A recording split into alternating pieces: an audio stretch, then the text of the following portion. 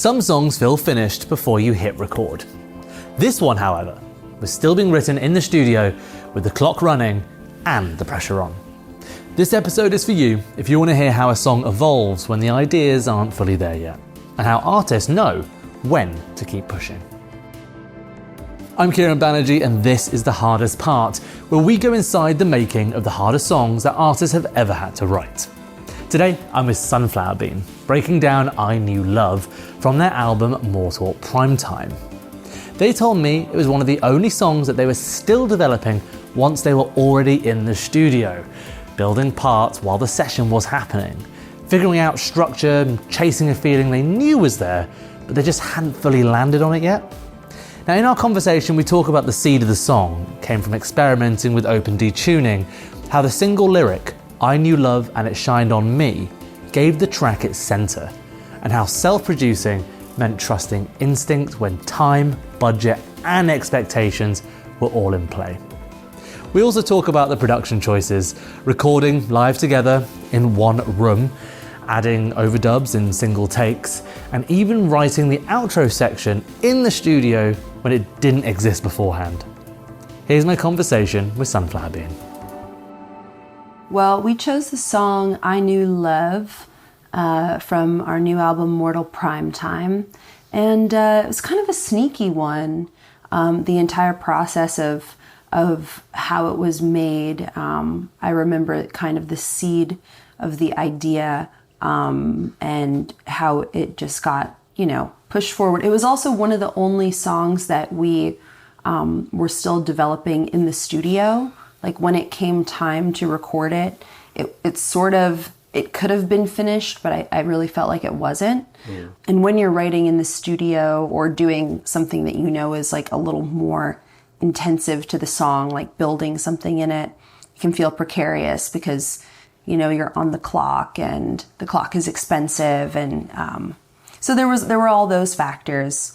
But it's a song that we really love, and we really love playing it now. We played it last night. Mm. That's nice too, because songs can be hard for different reasons. Songs can be emotionally hard or bring up something sad, but this is not a song like that. I think even though this one was hard, it also taught us a lot about ourselves. And I think that's the best thing you could take from that kind of challenge. I'd love to dig into that a little bit deeper maybe in a moment, but maybe if we can go to the origin of the song, if you could take us into the writing room in the studio, when did pen first hit paper? Can you take us to that moment? Us getting to make our fourth record was really exciting and miraculous, and we ended up kind of having to work backwards in the way of we booked the studio time, and we had all these songs. Nick had a whole bunch of songs. I had been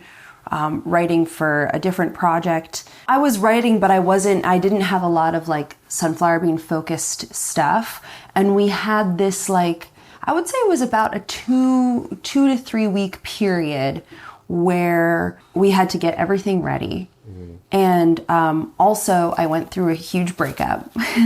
And that kind of coincided with definitely we were self-producing the record, and I had this really intense feeling of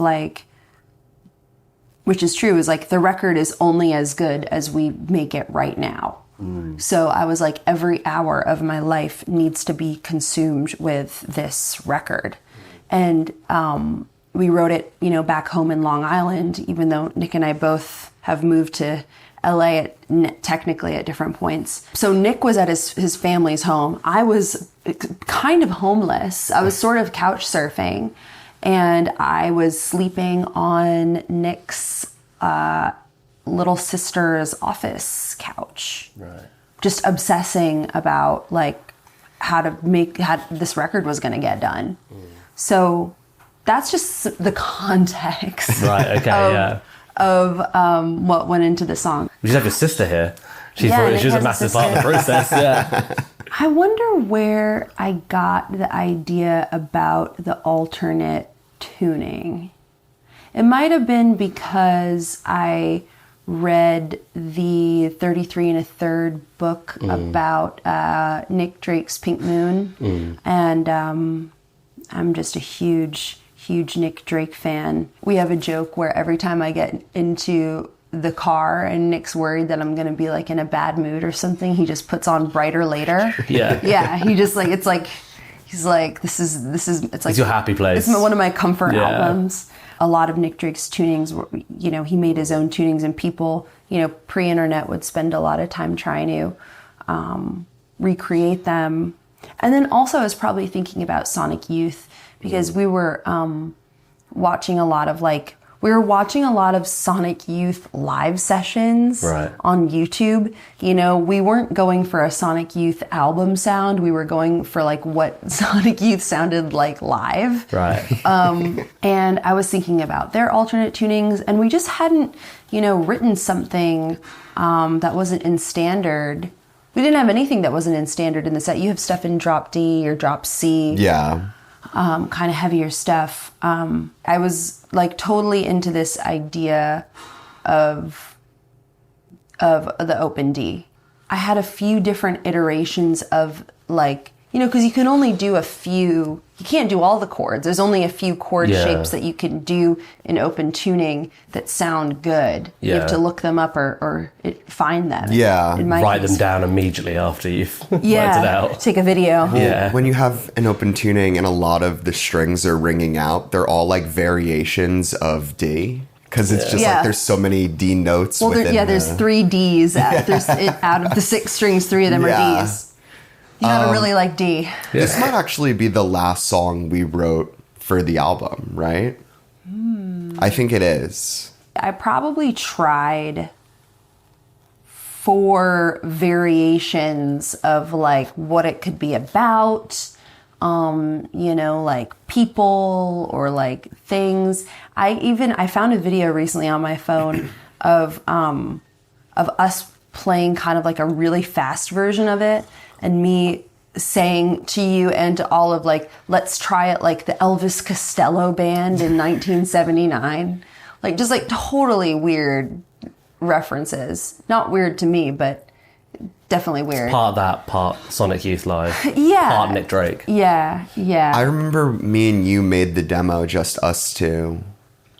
On like at Olives, like on like a really hot day in May. And the song like has such like a warm fall feel that it was kind of funny that it was like end of spring and like really nice out, but we were like in the basement like recording this like very like autumnal song.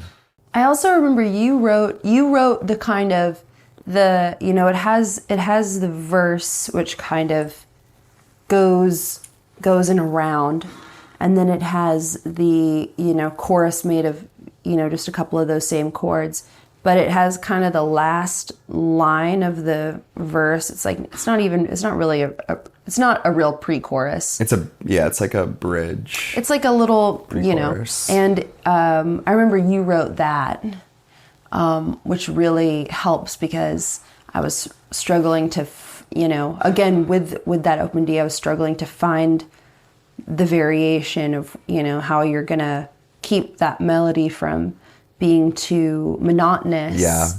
And it kind of gives it that sort of dreamy, like John Cale kind of like Big White Cloud, like it makes it more like visual or something. And it helps the vocal have a place to go. Yeah. So I think that was a big key. It's so funny because like we're talking about this song that's in like a tuning that I never use. So I'm like, I don't know what any of the chords are. But I'm like, I'm pretty sure that that like pre-chorus moment like goes to like a chord that isn't used in the rest of the song to give, you know, that like lift or like, you know, that anticipation that the chorus is coming. Well, we have to take a whole other guitar on tour, you know, because we're not touring with this one guitar song. techs or anything. So it's like drop D where you can just very quickly.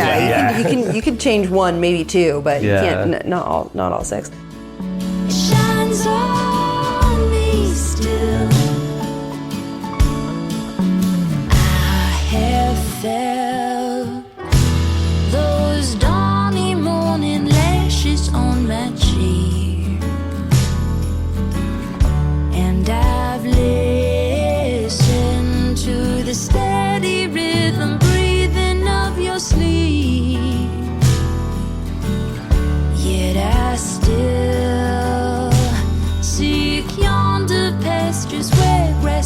the sky. It's not a breakup record in any way, shape, or form. It's a very like poignant record. Like it has one of my favorite Nick songs on there called Please Rewind, which was a song of yours that I loved for many years and really wanted to get on a record. You know, where or like Waiting for the Rain, which is, you know, really like reminiscing about childhood. I would say like poignant moments are really important to the record. When you're approaching lyrics, you know, you have to be as guttural as you are with the composition of the music in order to, I think, really get it right. You know, it's really easy to overthink it. It's really easy to be too literal. It's really easy to try too hard or overshoot it. And it's really hard to find that place where you can find the magic. And often, unfortunately, time, pressure, and stress kind of forces you into it, you know? And I was kind of living in that pressure of like, you know, really working up towards this session that I really wanted to be amazing. And knowing that like the chords and the melody had something that was really worth pursuing, but I just couldn't really find the key. And then I honestly think the phrase just sort of came down to me. You know, I knew love and it shined on me.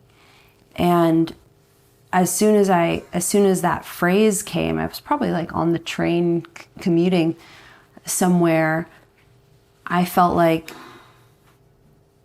you know, that this phrase really gives us something to jump off from, because it's true to the moment, you know, being in this like challenging personal moment, but not necessarily not feeling like those feelings of like betrayal or things like that, but just wanting to make something that like represented that, like knowing that you've been loved or that you did love, like has a lasting effect on you that can't be like taken away, you know, and it, you know, and that it's just like a very kind of metaphysical thing. But I felt that it kind of came to me then in like a Neil Young-y kind of way, you know, like I knew love and it shined on me. And yeah, that phrase was really the key to giving, you know, the song a lyrical home for us to ground it, even though it is kind of spacey. And I remember talking with you in the basement, you know, in your parents' basement, when, you know, where we were prepping this record, you know, because we don't live in Long Island anymore. Yeah. But you know, I'm on the office couch upstairs and Nick is downstairs. I'm just kind of like running, you know. And I remember you even saying, like, you were like, I don't really know why that works, but it works, you know. Like you were like, I don't know why that's so good or so right, but it is. And that gave me a lot of, you know, sometimes you just need your collaborators to give you confidence in the right moment.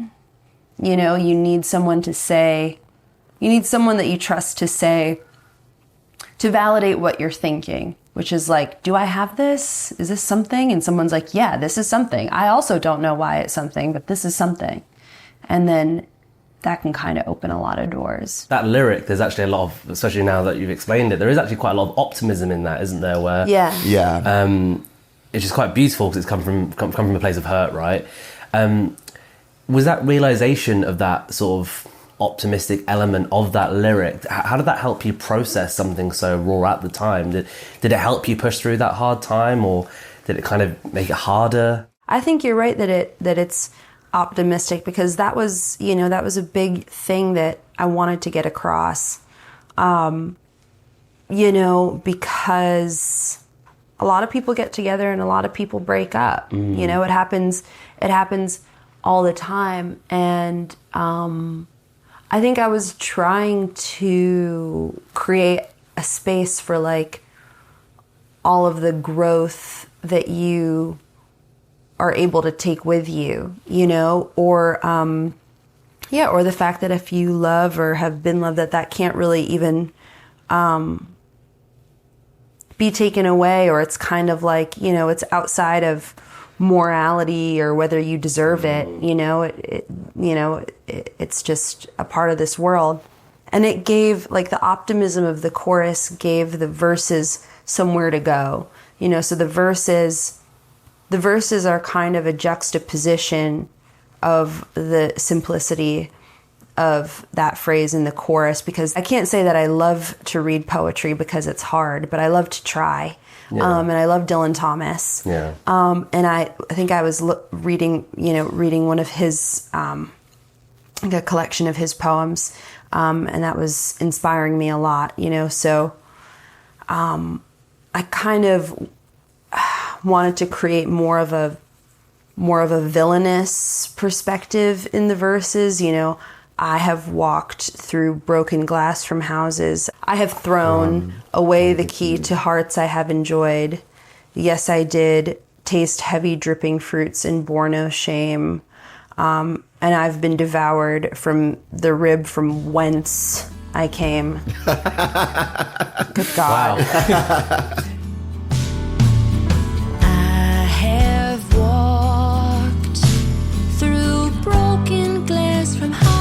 I destroyed, and I've thrown away the key to hearts I have enjoyed. Yes, I did taste heavy dripping fruits and bore no shame.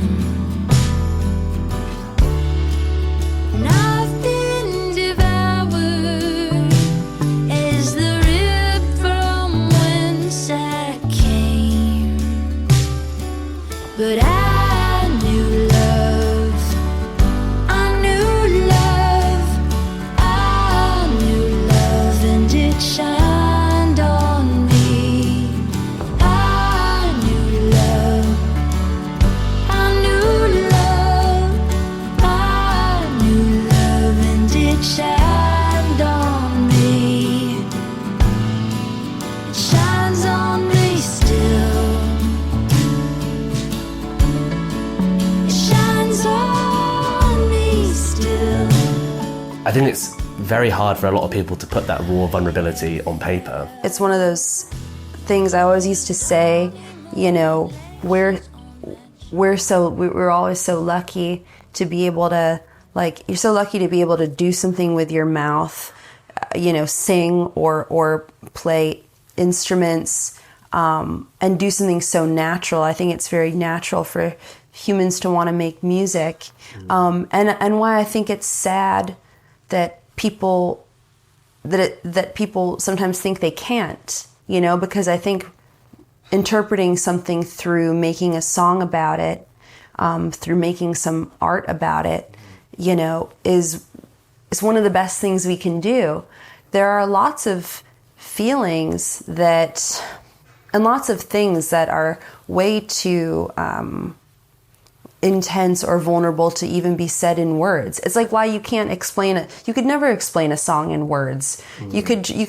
You could try to, be Proust and write 1,000 words about, hit me baby one more time, and it wouldn't even work. You could just never capture it. Yeah. And I think that's why songs create a super specific place for a certain kind of vulnerability that people need to get out of themselves, and other people need to hear to know that it's okay.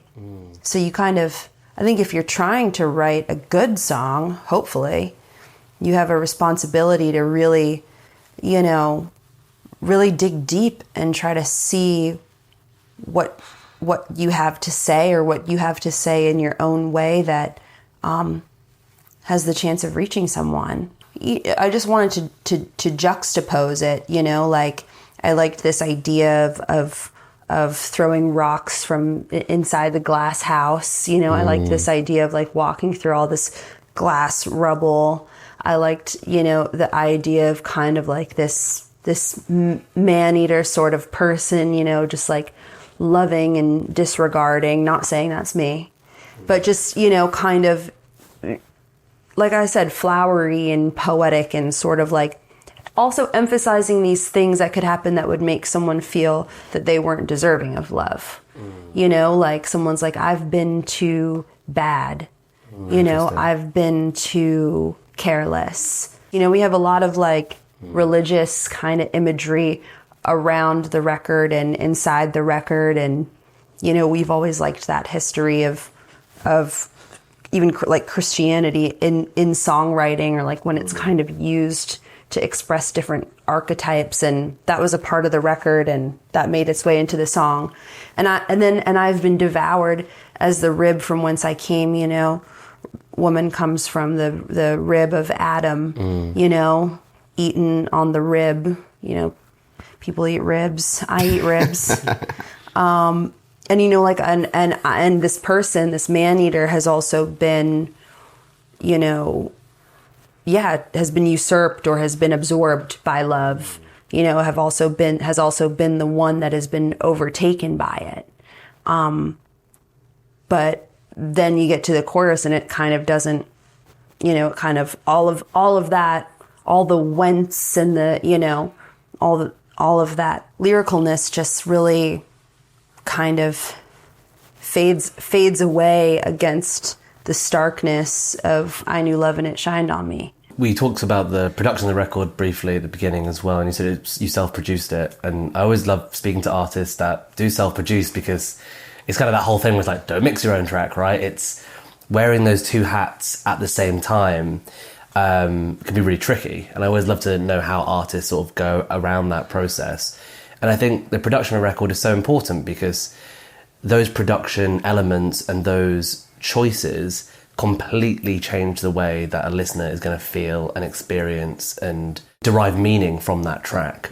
I love the beginning of the track. It's like, I think it's so dynamic, you know, the quiet and then the and the strumming. I remember that because it is a bold choice, because it sounds like the song is stopping. Yeah, I'm always like, have I not got Wi-Fi? Like, yeah. It's especially when we play it live, because we like come in and then there's silence and then it comes back. People are looking at you in front of house.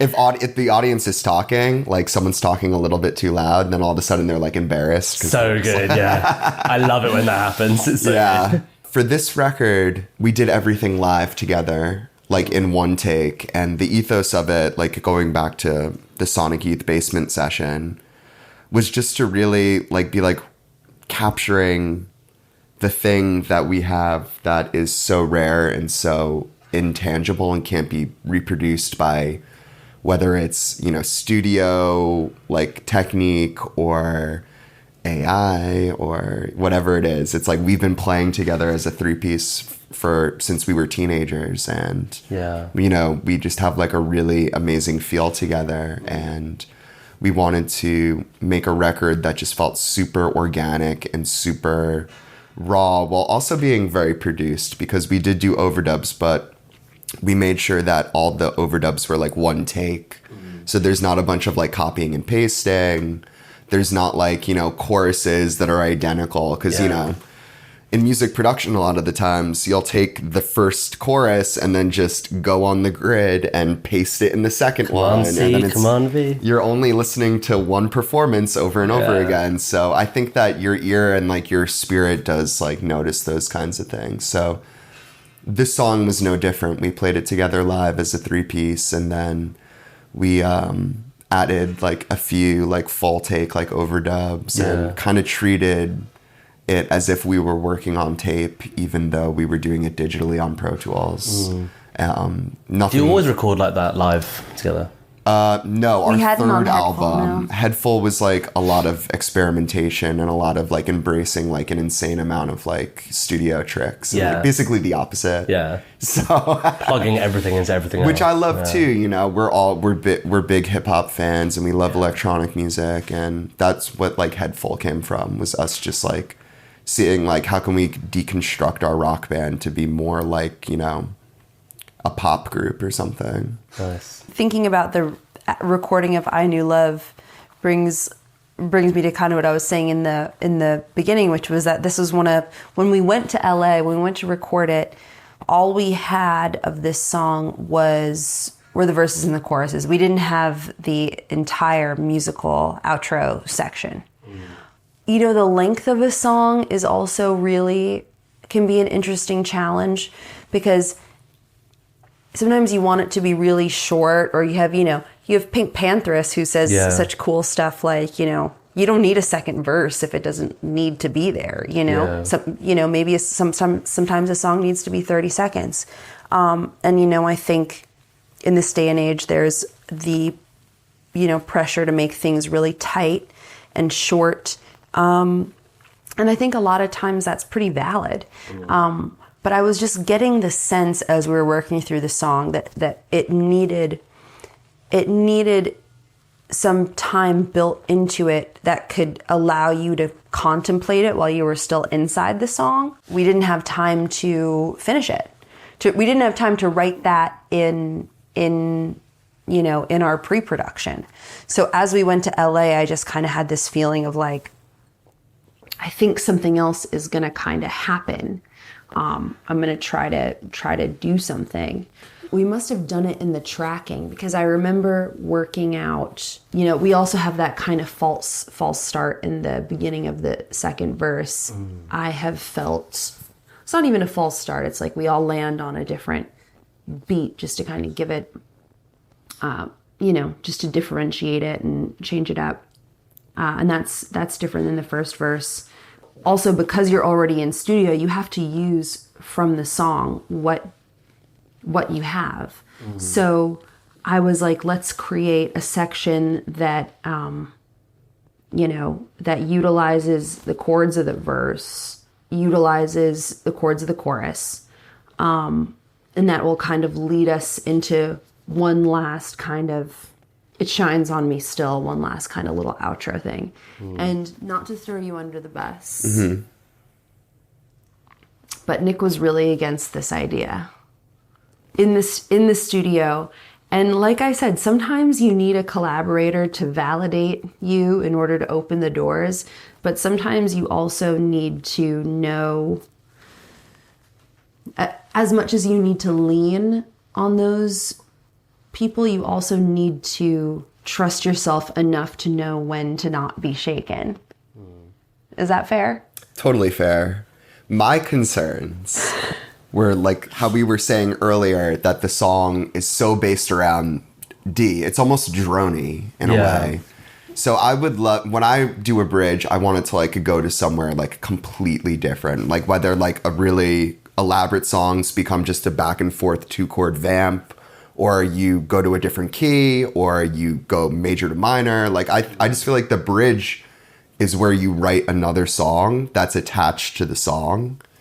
And I just was like, this song is like so lyrical and like so direct that why are we going to add this like more monotonous chord changes that have already happened a whole bunch within the song? And then we also didn't have what was going to happen there on the top line yet. And Julia wanted me to play like a slide guitar thing. And I was like, no, like I don't want like anything on this record to be remotely close to country. Like, there is always a time and a place for slide guitar, and that is always. But no, because like I just like, you know, I just like, there's so many bands out there that are doing, you know, a very like indie rock country sound now. And I was like, no, we're the British band.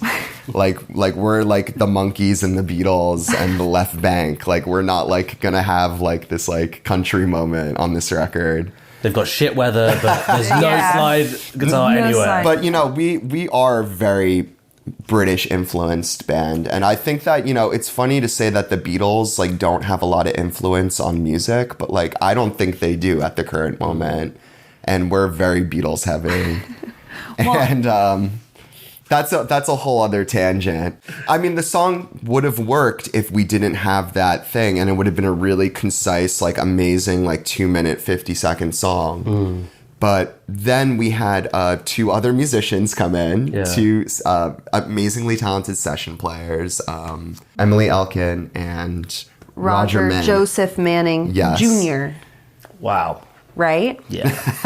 Isn't that amazing? And they came in and they did a sort of like back and forth, like cello, piano, like conversational, like. Again, when we were prepping for this trip to LA, we were like, okay, well, it'd be great to have someone, you know, maybe we could have someone come in to play violin parts. You know, we're thinking about some of these parts where like maybe a violin could do it.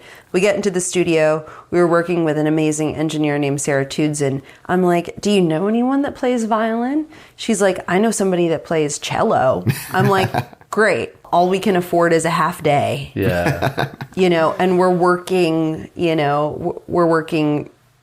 12, 13 hours a day. Yeah. Tracking, you know, doing everything, organizing. And I'm like, what the hell are these cello parts going to be? So I start kind of writing these cello parts, but I'm a bass player, you know, and on this record, I have a lot of like very like Baroque kind of bass. I call this my bass record, which is very, I don't even know what that is. It's very narcissistic, I guess. Very egotistical. It's self-important. It's self-important. Very serious. It's very self-serious. But also cool. It's very self-mythologizing. Yeah, you know, well, you know. I'm very proud of it. I really, because I had kind of lost touch with that on Headful, where we were doing kind of more digital stuff. And I just, you know, I felt almost back to 22 in Blue, where like I really wanted, like I felt like I had something to prove to myself with the bass, where I wanted like all the parts to be like really, really considered. So then I'm putting all these parts together for this like half day of the cello, but I'm like thinking like a bassist, because I'm thinking about the parts that I know the best. So all my parts for her are based on the bass. And then she comes in there and it's like, duh, none of that works. You know, these are like totally different instruments. And even, you know, just the way that it can be approached melodically, you know, just basically totally being, you know, confronted in that self-producing kind of way of like, you get confronted with your shortcomings. And you really also have to like solve them. And luckily, Emily was such a gifted musician, and Sarah knew her. You know, I'd be like, try this. She'd do it. It wouldn't work. It was crap. And then it's like, okay, well, what is it going to be? And so then I would just start singing what it should be. And, you know, or just do takes like that, or also do a lot of, you know, we needed to use these instruments as like you know, to intensify moments on the record. So, you know, or we kind of started off with something, and then I'd be like, you know, just like play like, you know, it's like a thunderstorm, or, you know, play like all these other kind of words to try to evoke like an emotion. But I remember with Emily in there kind of knowing where we wanted, because her and Roger weren't there at the same time, just knowing where we wanted to place those things and being like, ba, ba, ba, and then, you know, ba, ba, ba, and then in ba, da, da, which is, you know, sort of a callback to the chorus vocal, I knew love, you know, because if you're not going to get, my thinking is if you're not going to get another chorus, let's have one of the instruments do a melodic callback to the chorus so that you just get that in people's ears one more time.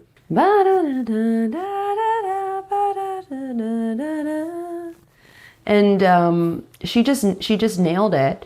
And I was really lucky that she was able to work with me in that moment, and that we were able to just like think on our feet. And then did Roger come in and do the piano the next day? Roger did it after. So he filled in the gaps. Yeah. So I finish all these interviews with the same question, and it comes from this place where a band I really like had a new record out. Everyone was saying that it's like their best record, and there's a specific track you should listen to. I hated it. That track specifically was the worst one for me. But then straight after I listened to it, I heard an interview with the lead singer talking about the meaning of it, but then all these nuances in his vocal technique, which kind of played off what the song actually meant to him. After listening to that interview and all these nuances, I listened back to it, and now I think it's my favourite of their songs. And I think it's really beautiful when you can talk to artists that are the ones that can point out these nuances, and then when a listener experiences the track, it just takes a whole new meaning. So, you know, we're going to be playing the track out in this episode, and they've been hearing it throughout the episode as well. So for our listeners who are listening to the track now, is there any nuances you want them to really pick up on, which is just going to change everything for them? The second verse, which we didn't really discuss, is so, I felt those dawny morning lashes on my cheek, which is actually a line from a poem I wrote when I was like 16, like a 3 or 4 line poem, about somebody's eyelashes. I've listened to the steady rhythm breathing of your sleep. So like I've known these just those truly intimate moments, yet I still seek yonder pastures where grass meets the sky, but I'm still pushing onward in the world. And I surrender, surrendering to a love, to an unrelenting force stronger than I. And then that I kind of continues into the first I of I knew love. It's like, in a way, it's one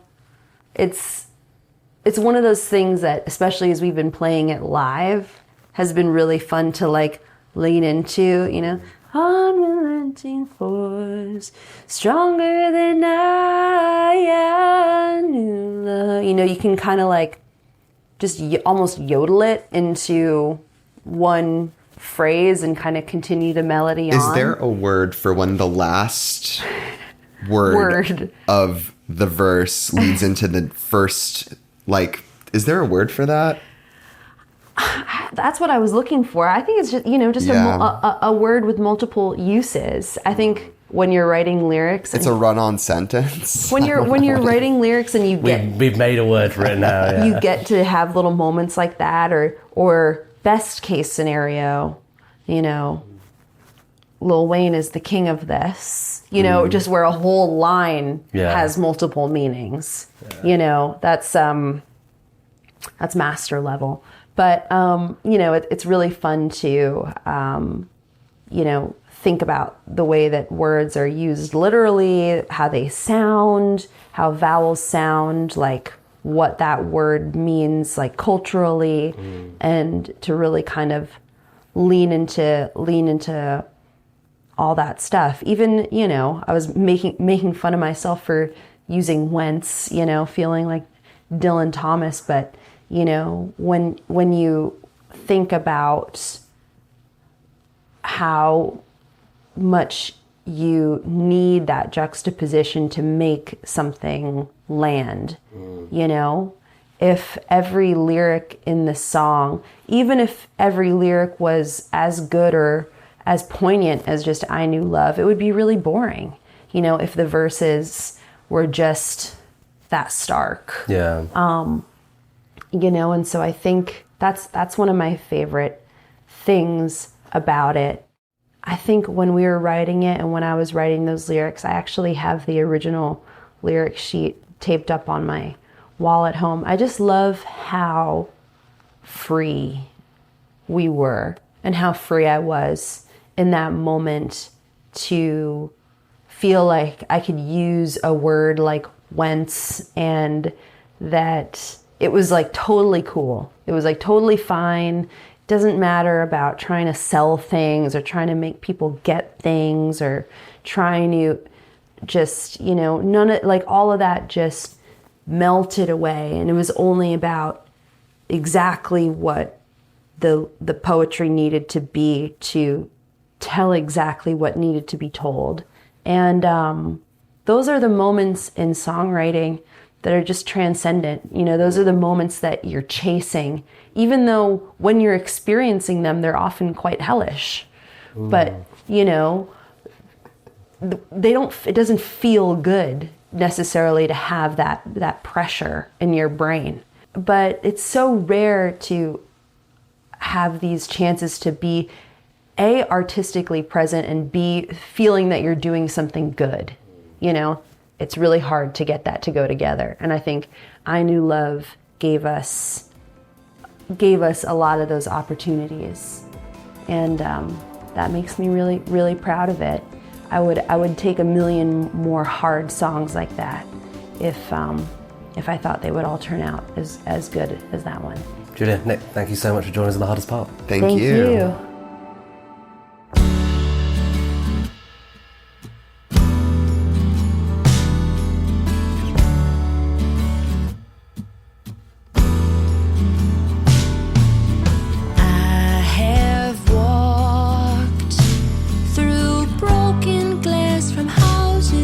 Destroyed, and I've thrown away the key to hearts I have enjoyed. Yes, I did taste heavy dripping fruits and bore no shame. And I've been devoured as the rib from whence I came. But I knew love, I knew love, I knew love, and it shined on me. I knew love, I knew love, I knew love, and it shined on me. It shines on me still. It shines on me still. I have felt those dawny morning lashes on my cheek, and I've listened to the steady rhythm breathing of your sleep. Yet I still seek yonder pastures where grass meets the sky. And I surrender to an unrelenting force, stronger than I knew love. I knew love, I knew love, and it shined on me. I knew love, I